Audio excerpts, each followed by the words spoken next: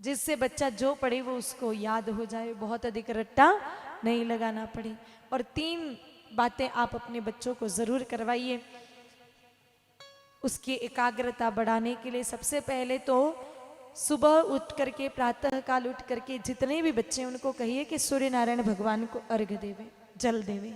आप कहेंगे कि सूर्य नारायण भगवान को अर्घ्य देना और पढ़ाई इस आपस में क्या संबंध है?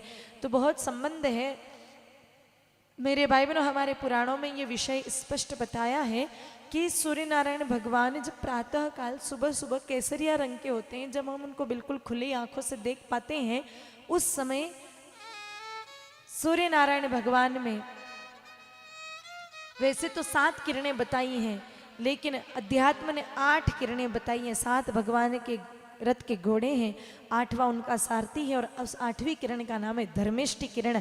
और धर्मेष्टि किरण की उपस्थिति में कोई बच्चा सूर्य नारायण भगवान को अर्घ्य देवे तो उसकी एकाग्रता बढ़ती है। दूसरा, पढ़ने वाले बच्चों को रोज ना सही लेकिन कम से कम रविवार के दिन तो आप गौशाला ले जाइए नजदीकतम, वहां पर गाय माता जी को प्रणाम करवाइए, परिक्रमा करवाइए। और परिक्रमा करते समय आपका बच्चा इस चौपाई का उच्चारण करे कि गुरु गृह गए हो पढ़न रघुराई, अल्पकाल विद्या सब आई। 7 बार परिक्रमा करें। मैंने आपको परसों भी बताया था कि परिक्रमा विज्ञान है, जिसकी हम परिक्रमा करते हैं उसकी शक्ति हम में खींच करके आ जाती है। बच्चों की बात बता रही हूँ इसलिए मैं थोड़ा वैज्ञानिक तरीके से भी परिक्रमा की महिमा बता दूं कि परिक्रमा में कितनी शक्ति है।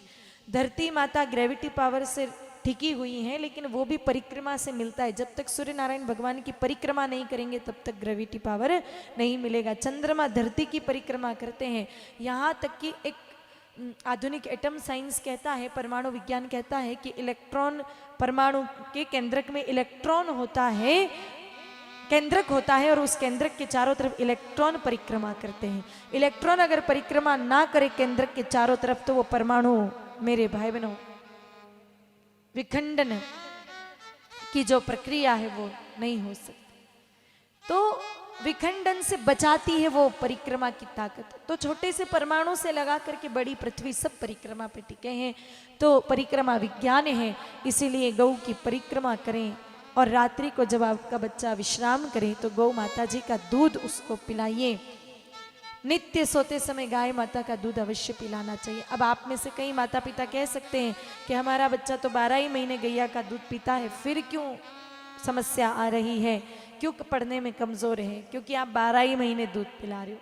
असल में 12 नहीं, केवल 11 महीने गैया का दूध पिलाना चाहिए बच्चे को, और आपको भी 11 महीने ही पीना है, 12 महीना नहीं पीना है। 1 महीना ऐसा आता है जिसमें दूध पूरी तरह से निषेध हमारे आयुर्वेद ने कहा है, वो है श्रावण महीना। मत्स्य पुराण के 16वें अध्याय के 36वें श्लोक में लिखा है, श्रावणे वर्जेत क्षीरम दधि भाद्रपदे सदा। श्रावण महीने में दूध पीना पूर्णतः निषेध है। आप लोग भी श्रावण में दूध बिल्कुल भी ना पिए। श्रावण का दूध कई तरह की बीमारियां करता है। पहले के लोग श्रावण का दूध नहीं पीते थे, आजकल तो मेरे भाई बहनों दूध क्या, लोगों को जो आवे वो पी जावे। आजकल तो जो आवे वो जिम लेवे, जो आवे जो पी ले।